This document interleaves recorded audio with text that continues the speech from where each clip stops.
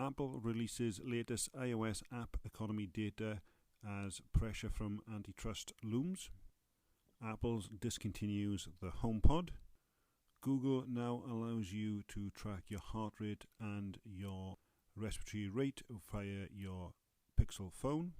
Spotify talks about how it alone took on the pirates. This and much more on today's episode of Geekscorner.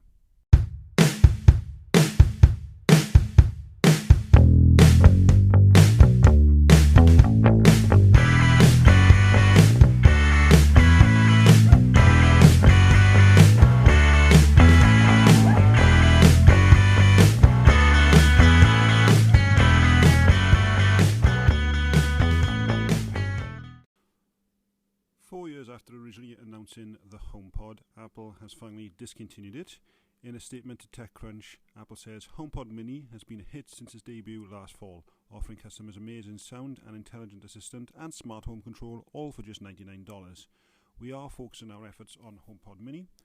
We are discontinuing the original HomePod. It will continue to be available while supplies last through the Apple online store, Apple retail store, and Apple authorized resellers. Apple will provide HomePod customers with software updates and service support through Apple Care. So basically, 4 years after it, Apple has finally realized that the HomePod sales just aren't going to cut it. When they introduced the HomePod Mini last year, $99 was more of a price that customers were willing to swallow. And we personally bought the HomePod when it first came out. The sound quality is actually really, really good. However, Siri sucks on it as well. I think that is also a big downside. But for $100, customers are willing to put up with Siri not being as good.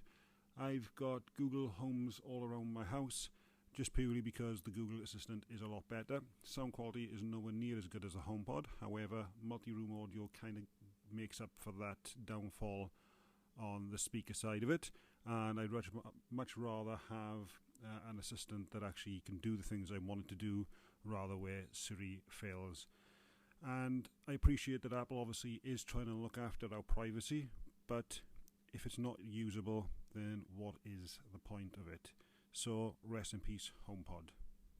Apple says its App Store now supports more than 330,000 jobs in the UK, which is a 10% increase over the past year, despite the pressures of the global health crisis on the nation's economy. According to Apple, 2020 was a breakthrough year for the iOS app economy, with developers in the UK generating more than £3.6 billion in total earnings, which represents 22% in growth compared to the previous year.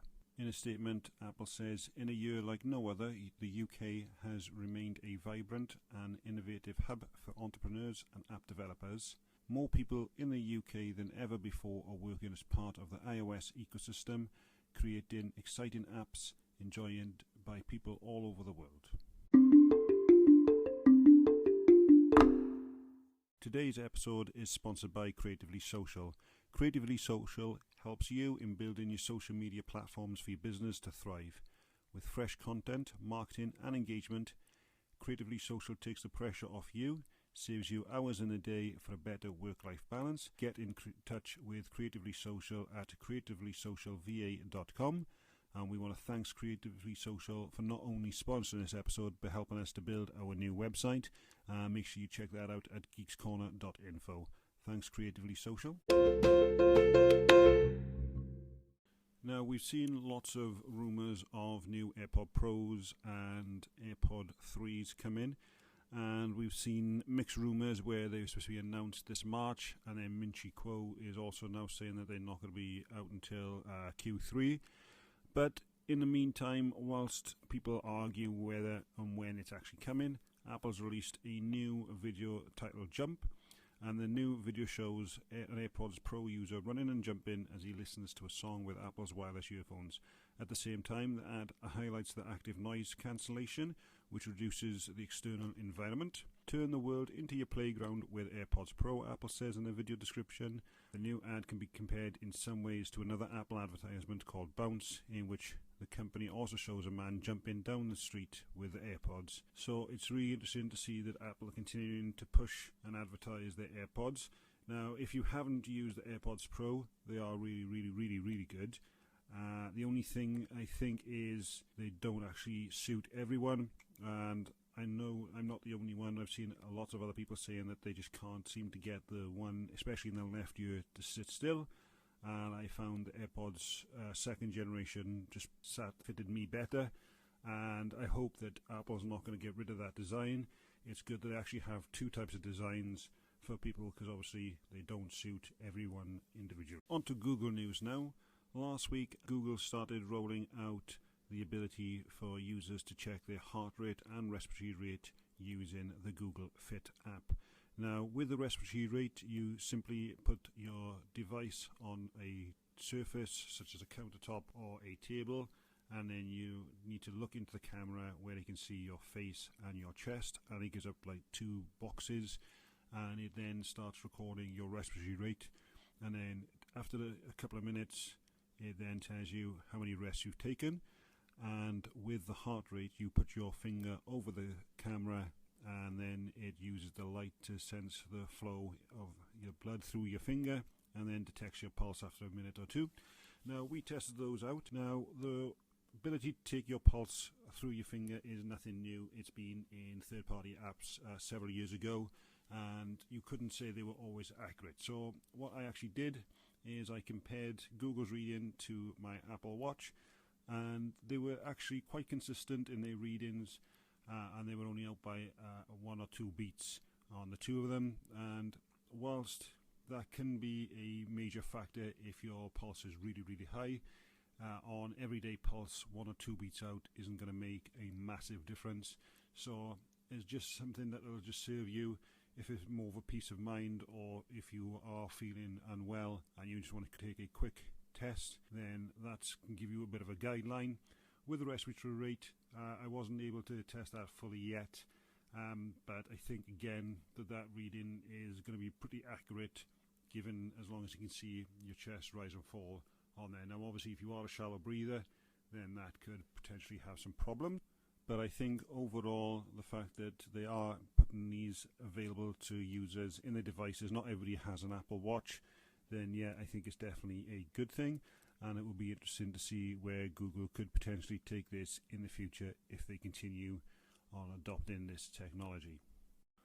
Over the weekend, I started listening to a new podcast series called Spotify, a product story, and it basically talks about how Spotify changed the way we consumed music and their fight against piracy. Now, the series was actually really interesting, and it talked a lot about pirates and when they used Napster. Now, I grew up in the era of Napster, and I got to say, I absolutely loved the technology. I thought it was a fantastic way. I was in college at the time, and the fact you were able to get songs literally within seconds of downloaded and listening to them on your college devices, it was really good. I remember the whole battle. I remember when it shut and you were kind of lost, and then you were going elsewhere looking to get your music, and then obviously music became cheaper.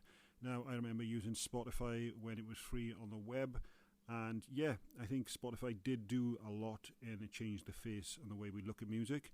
But something that they clearly missed on there was the way that Apple also started fighting against piracy as well, when they started offering singles for just 99p.